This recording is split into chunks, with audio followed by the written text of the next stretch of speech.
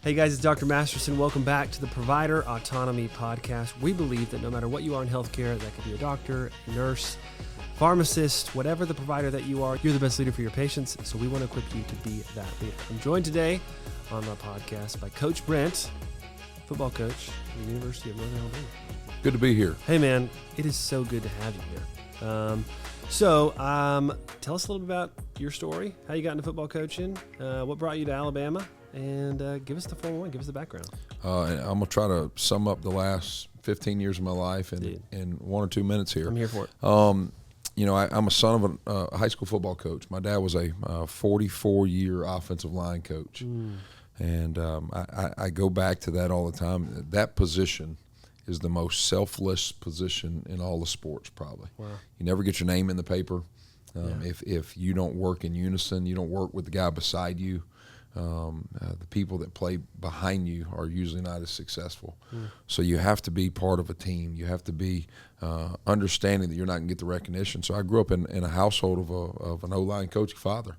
Also grew up in the Deep South. My dad was high school football coach 6 days out of the week, and then served as a deacon in my Assembly of God church, my Pentecostal church growing up. So I grew up in a church in the South, and I thought I wanted to be a radiologist because I was chasing money.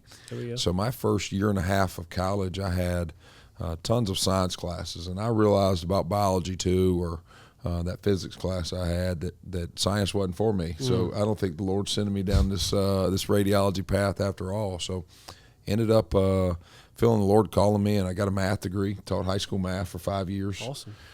And I used it as a platform to get into coaching.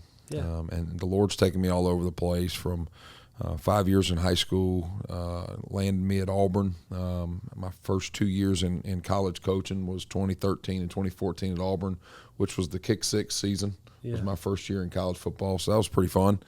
And my relationship with Coach Malzahn at Auburn helped me get an offensive coordinator job in D2 in Arkansas. And then I've been at Bethel as the head coach, to OC at Kansas, OC at FAU and Middle Tennessee State. And I just got tired of traveling and moving my family, uprooting my family. I wanted to get back in the state of Alabama, plant roots in a place that I feel great about raising my kids. Right. And when this job opened up, I went hard after it. And there's nothing like being the boss, and you get to set your schedule, and you get to determine when you can pick up and go see your kids and go catch their flag football games or their cheer events. And I don't have to ask anybody's permission anymore. That's one great thing. That's so true. It's all on you, though. Absolutely. The buck stops with you, too. Absolutely. There's a little bit more stress wearing this hat, but there's other things that I don't ask for permission to go for it on fourth down anymore from anybody. I just speak to myself, I guess, on the sideline. You get to answer for it, but you don't have to ask for permission. Absolutely. That. You said something that really spoke to me in the beginning there, where, your dad was working a job that was very selfless. And I know when I look at my own life, I look at like the way I practice, the way I lead people, a lot of it's influenced by my parents, the way they led me. So I just want to hear a little bit more about that. Like, what ways did your dad kind of speak to you to, first of all, make that statement as the first thing about your life? And then how does that play out in your current leadership style? I tell my coaches this story all the time. I think I'm like 10, 11 years old, and my dad, a high school football coach, has to wear so many hats, as some in the room understand and know, from painting lines on the field to cutting the grass to taping ankles to teaching class and turning in lesson plans. There's so many, to fundraising, worrying about the plate sale you got on Saturday. There's so many hats that a high school football coach has to wear. And I remember at 10, 11 years old, I was up at the school one Sunday afternoon after church, and my dad's cutting grass, and I take my ball up there and just play around while Dad cuts grass. And we take the Kubota tractor back to the garage and park it, and he grabs this tool that I'd never seen before as a 10-year-old, and he starts doing something with the back of the tractor. I said, "Dad, what is that?" And he said, "It's a grease gun." I said, "Well, what are you doing?" He said, "I'm greasing the wheels." So why do you do that? He said, "Because if I don't do it, who will?" You got to grease the squeaky wheel. And that was the first real lesson that I got to learn from my dad, of understanding it ain't about me. It's not about my what I want to do. It's about the betterment of the whole program. It's about the betterment of the whole workforce. It's about the betterment of the whole business. And I put my needs aside I put the others above me. And growing up in the South as a believer, I think Jesus taught us how to be a servant, and my dad with his faith kind of taught me the same thing. Yeah.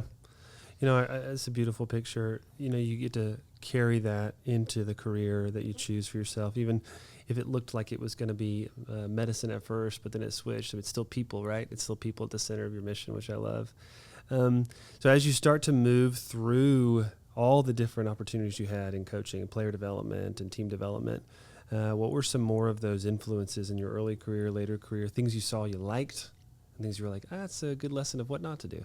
I'll tell you what, when I took the offense coordinator job at Arkansas Tech, I'm driving from Auburn, Alabama to Russellville, Arkansas on some back road, highway roads, and I downloaded John Gordon's Soup, and I listened to Soup on the way to Russellville, Arkansas, and I broke the law, I guarantee you, because if I found a great point, I spoke it into my notes, and I had my phone out while driving. I don't advise that to anybody, but the notes that I took listening to that book ended up shaping the culture over the next 3 seasons that I would do at Arkansas Tech, from our mission statement to how we interact with our players to how I interact with my staff, all came from that John Gordon book. And John Gordon was probably one of the top influencers in my life for about 3 or 4 years, with Soup being the first book, but then I took a deep dive into the Energy Bus, then got into Carpenter, and then I don't think there's a John Gordon book that I didn't read over that 3-year stretch. And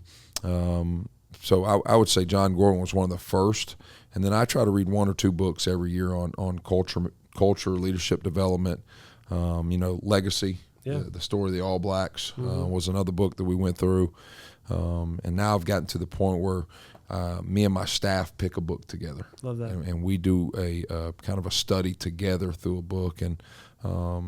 But going back to the initial question, John Gordon was probably the biggest influence. He doesn't even know this. I met him when I was the OC at FAU. He came and spoke to our team. Wow. And I went up to him. I said, you have no idea what you've done, the influence you've had on my life. And I guarantee me being a person that's got influence on people, to hear other people's stories sometimes fuels your bus. Right. Have you had any of your players come back yet and be like, man, the things I learned about mission, vision, culture, values, I mean, I use that in my life now?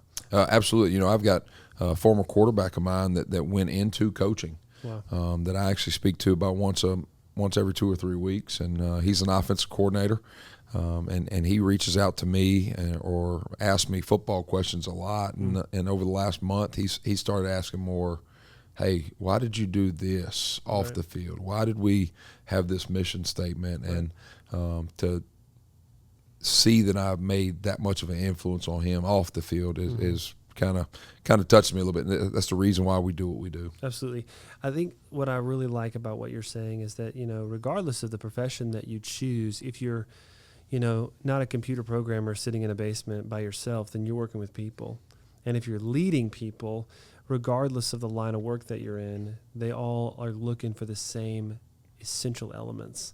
And the things that a lot of times I see in healthcare, probably even maybe very similar to football or in athletics in general, trying to give people a mission, trying to give people a North Star can be very obvious to some. So here's what we hear in healthcare, like your mission should be to make people feel better, right? Like just heal the patient. Whereas you just win football games, right? Like why do you need to have a mission statement? But walk me through kind of those early years when you were, absolutely grab a drink. Actually, no, give me that drink. How you have to, because in healthcare, there's this big cultural hurdle that you have to get over, which is, hey, we're going to be different, and we're going to be different not just in our care, not just in our excellence or our winning percentage, but we're going to be different in the way we do it. And here's why. So what hurdles did you have to overcome when you're first you know what? This Gordon guy's right. I need to craft a mission statement, and then getting the team to adopt that. I think everybody in I bet in the medical field, everybody in the football field, you don't play against a staff that doesn't know what they're doing. Right. There's not a college football staff out there that is just clueless. So you got to understand what's going to separate you. And it kind of takes me back to our team's motto this year is 212. And probably 10, 15 years ago, I read a little small book called 212, 1 degree makes a difference. Yeah. And the whole point behind it is at 211 degrees, water is hot. But there's no real action to that water. But 1 degree of difference is now creating boiling water. And boiling water can create steam, and steam can power a locomotive. And we've had some great examples here recently where at the early part of the summer, I think Martinsville race in NASCAR was decided by .001 second, or .006, 600ths of a second. I think one of either the Preakness, the Kentucky Derby, something like that was decided by a head of a horse. And every field is given their best. Yeah. But what's going to be what's different about you? Yeah. And it sounds like that's something that you guys are doing in your side of things in the medical field, is trying to say what's going to separate us from the office down the street, what's going to separate me from the college football team down the road, or the one on our schedule. So trying to find those little things that make our guys excited to come to work every day, because we're all going to do work, but it's about the energy and the effort and the attitude that you do the work. Yeah, I wonder if it's similar in football. When I first sat down with my staff, the team of people that I had, when I said, hey, we're gonna have a mission statement, we're gonna have some values, we're gonna do vision casting, I'm gonna evaluate you on the core values that we have as a group, and we're gonna talk about culture, and we're gonna talk about not necessarily like performance all the time, but we're gonna talk about your attitude too. And if I talk to another physician about that, and I say, this is really what sets us apart. Yes, we have to do excellent healthcare. Yes, we have to cure disease. Yes, we have to make the right diagnosis and write the right antibiotics. But this also pays more dividends than that. A lot of times the looks I get are like, yeah, I don't do all that mushy stuff. Like I treat the patient, right? Do you sense that in football as well? Like, hey, we're here to win games. Absolutely. Yeah.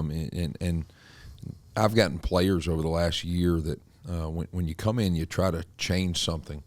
And you inherit a staff, where you don't get to recruit the staff in. That's probably where in football you come into the biggest button of heads, is taking players that someone else brought in, and in year 2, year 3, we've got to recruit those players. We've got to hire those staff members that we know is going to come in and have the energy, the contagious energy that you want to fill your building with.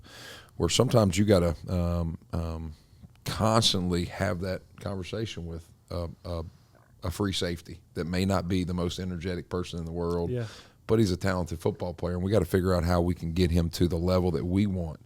I tell you what's really helped us. I'll give you a quick example of something we're doing this summer, and I don't know if you could do it in the office, but maybe you can. We'll figure it out. I've seen you guys with the attire you wear. So this summer, we gave all of our players a blank white T-shirt and passed out Sharpies in a team meeting room. And on the back of the shirt, we asked them, what is your why? What is your purpose? And I want you to write that there. And then that way, it forces everybody in that office, everybody on the team, they get to see why you do what you do every single day. Wow. They get to see your why statement. And then all of our why statements are going to lead to our whole mission statement. But it helps me as a coach to understand why they show up to work every day, why they do what they do. And then on the front of the shirt, they wrote down 4 characteristics they want to be known by. Wow. Grit, toughness, reliable, leader, all these things that I'm learning about. And I saw some guys write things on there. I was like, there's no way that he would have ever said that. But what it forces other teammates to do, or it helps us bosses out sometimes, is the team members see it, and they hold each other accountable more for what they wrote on that shirt. Instead of me having to say, hey, you didn't bring any energy today. If you say you want to be known as an energy guy, well, the guy you work out with every day is now going to start calling you out on it. How long did it take him to fill those out?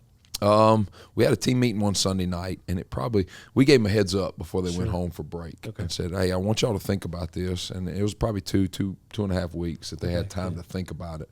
And then when we showed back up, it probably took 20, 25 minutes for us to do it. I love that. Yeah, I mean, one of the most important things we do in onboarding is really kind of saying, like, what purpose does this serve for you? You know, are you here to get a paycheck? Are you here to grow? Why why even be a nurse? Why even be a provider? Why even be a biller? Why even be a front desk person? Because if we can understand your motivation for being here, then we can do our best to kind of equip you to live a flourishing life. Because if I'm accomplishing a goal that I feel like is making me move my own mission forward, then collectively we're going to have the best success. Absolutely. At our own That's missions. awesome. So give me a little bit of perspective on the other kind of leadership influences that you've had since Gordon. Like what other, not necessarily authors, but like individuals that you've met in your tenure in your career. Oh man, there's so many, and I hope nobody listens that I may forget. Yeah. But when I was at Auburn, of course, I learned so much on the field from Coach Malzahn. He's an offensive genius. But I worked directly under a guy named Tim Horton, and Tim Horton was the running back coach at Auburn, and he cared about people. Wow. When Tim Horton came into work every day, he wrote 10 letters. Every single day, hand-wrote letters, and nobody does that hardly anymore. Right. And what he did is he wrote 3 letters to high school football coaches. He wrote 3 letters to recruits. He wrote 2 letters to former players of his, and he wrote 2 letters to parents. Wow. Like he was intentional with how he served and cared about people, and I probably learned more about caring for people from him than probably anybody else. Here recently, I've done 2 guys here recently that is fresh on my mind. I've started listening to Craig Groeschel's podcast, and classic. Man, I've learned a ton in the last couple months from listening to his podcast. And then a big mental health, mental performance guys, Brian Kane. Is an old strength coach buddy of mine from Auburn got me on Brian Kane a couple months ago, and just deep diving into dealing with athletes mentally and what they go through. Yeah. I'd say those are the first 3 people that come to mind. Yeah, awesome. You know, you asked me at the beginning of this kind of like what my influences are, and I remember graduating from residency, which is the training that you do after medical school, and having this notion of, oh man, like I know what leadership is. Like I was like this president of this council, so I'm good. And I had 2 months of break really between end of residency and when this job started. Somebody gave me a book by Patrick Lencioni. Have you heard Patrick Lencioni before? Absolutely. I read it, and I think by the 2nd chapter, I realized, wow, I know nothing about leadership at all. But I've honestly just been so enthralled by all that helping people on both sides of the coin. People would say, why'd you want to become a physician? I said, well, I wanted to help people. But honestly, almost more fulfilling and more rewarding than doing what I feel like is the primary objective of a physician is connecting with employees and seeing them flourish and seeing them thrive. And so I think that we have a similar mindset in that, and not only just like winning football games, which is obviously very, very important, but also connecting with players for the long term to kind of like see them flourish. And like honestly, what you said earlier, where people come back to you and say, hey man, the mission that we developed on that, or my why, like I didn't even think about that until that moment. Absolutely. And it's also nice when you enjoy going to work. Yeah, you know, that's like, always a plus. When you love going to the office, you love who you work with, then it fills the office with joy. Yeah. And absolutely. I bet you would agree with this. Joy is a pretty good medicine. Yeah, it is one that is honestly, the most powerful. So obviously we've talked a lot about like how you're leading your team, what principles you're putting in place, and the success you're seeing. What are some of the principles you're applying to your own life? How do you lead yourself, and what's the importance you put on that? You know, there's a big 3 that I probably hang over my head. My number 1 thing is kind of my mission. Comes from Genesis 1:28, where God tells us to be fruitful, and it's going exactly what me and you were talking about. He said, "Be fruitful, multiply, and conquer the earth." And the number 1 thing is for us as bosses, as fathers of our home, is to be fruitful and to be. It's hard to pour from an empty cup. I heard that statement one time. Yeah. And it's my job to constantly keep myself fresh and keep listening to podcasts, be around people that's going to pour into me, so that I can pour into the people around me. So number 1 is I got to have an elite mindset. Instead of seeing things like they are, you got to see things for what they're going to be. And one of the illustrations we give to our team is I bring in an acorn, and I show them that acorn and just ask them, what is this? And of course, all my country kids go, oh, that's an acorn, coach. I say, no, this is an oak tree. Right. It's all in how you view it, and it's my job to view things that 17, 18-year-old freshman that's coming in, that I've got to get him to a level that he can go out and play against grown men. Yeah. Well, when he comes in, he's not ready to do that. But I've got to see him in what he's going to be. Right. Because if I treat him as he is, he's going to stay as he is. Absolutely. But if I treat him as what I think he will be, then he's more likely to become that. So that's the number one thing is having an elite mindset. The second is like what we talked about earlier is constantly understand my purpose. And sometimes we got to remind ourselves of our purpose. And that's one of the things why I said we wrote it on our shirts this summer. Shoot, I wrote mine too. I got my own T-shirt, and my mission or my why statement was to be significant. Because for so long I viewed life as how can I be successful, and success was based off money, things, where significance is based off of impact. Exactly. So I want to see how can I impact people, and so elite mindset, elite and understanding my purpose. Is the biggest two things for me. Yeah, that's so great. I love that acorn story because it reminds me of a statement that one of my mentors once told me. When you see, except it was a seed, like when you see a seed, you know what it's going to be. You as a leader have to be really intentional of seeing it what it could be, but also not getting mad at it and really frustrated with it for being a seed. I used to have this conversation with intern. So intern is the first year after medical school, when you're like that brand new doctor right out of the gate and like you got somebody dying in front of you trying to make a decision. Ask for help and live in the grace of being in your first year. Live in the grace of understanding like I need to ask for help. I need to communicate vulnerability.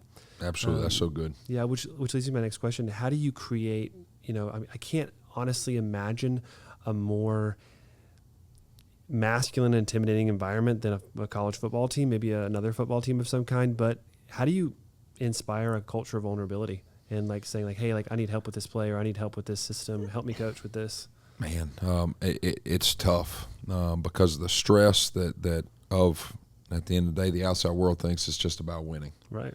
And the stress of, I've heard so many times, an old coach of mine used to tell me, that he had an old coach of his that said, you've practiced this play 10 times. Why haven't you got it yet? And he said his head coach came to him and said, what's the significance in 10? Wow. And he stopped for a second and said, what do you mean? He said, why do you think just 10 times is what works? If he didn't get it, then it's 11 times. If he didn't get it then, it's 12 times. Yeah. And you have the patience. And that's tough for us. I'm going to be honest with you. I coach our quarterbacks, and that's probably the position that is the hardest, in my mind, it's the hardest position in all the sports. Yeah. Because if you make a mistake, everybody knows you made a mistake. Yeah. If a right guard makes a mistake, you probably have to go back and watch the replays a couple times to figure that out. So it's the most scrutinized position in all the sports, but it's also a position that's held at a high level. You kind of look for natural born leaders to play that position. Absolutely. There's a lot of military services that actually recruit college quarterbacks because of what their minds are like. But I'm pretty hard on those guys, and I've had to sit down and look in the mirror myself and kind of, all right, now listen, I know that they threw the wrong pass into this look, or they didn't make the right check in this situation, and then I have to stop and think, well, we only practiced that twice. Sure. And we're such perfectionists when it comes to being on the field. I don't think us college coaches do a great job of having grace, and that's something that I bet you a lot of us would tell you that's not the greatest trait in college football, probably. I bet. So, given that, give me a little preview of what you're most looking forward to for the upcoming season. We brought in a lot of new guys, either with freshmen coming in or with our transfers that we've been able to get. We've got 10 FBS. That means the division above us have transferred down to us. We've got 10 guys that from an FBS level, and we're one of the 12 programs in all of FCS football that have that many. Wow. So we're really excited about some of these transfers that we've been able to get. You know, a local guy named Jackson Bratton from Muscle Shoals was a 4-star coming out of high school, but just wanted to come back home and wanted to play in front of his home crowd. And he's one of our 4 guys that is on a couple NFL draft boards for this upcoming season. But every single day right now in the weight room, we do some kind of testing on the field of running. Maybe a 10-yard sprint, maybe a 40-yard dash, maybe a 5-10-5 shuttle. But there's something we test every single player in our program every day. And then we go in the weight room and we test something with jumping, with their vertical jump, with a 4-jump test, with a standing or approach jump. And we post our top 5 list every day by position. And every day there has been 2 to 3 true freshmen on that top list. 5 list. And it just gets us excited about the future. Yeah. Where sometimes we focus on the now. Yeah, what potential that is. But we see great potential in a lot of these young 17, 18-year-olds that we've been able to bring in. So I'm excited about what this season's got, but I'm also so excited about building this young group over the next few years. It's going to be exciting to watch. Absolutely. Well, I can't thank you enough for joining us today. It's been really, I love to hear the perspective of how people lead, because we're all in the same business, encouraging and developing people. Absolutely. Whatever that looks like. I hope you come back someday and talk to us again, We'd love to. after the season. That's going to do it for us here at Provider Autonomy. Thanks for joining us. We believe that you guys, the providers, are the best leaders for your patients. See you next time.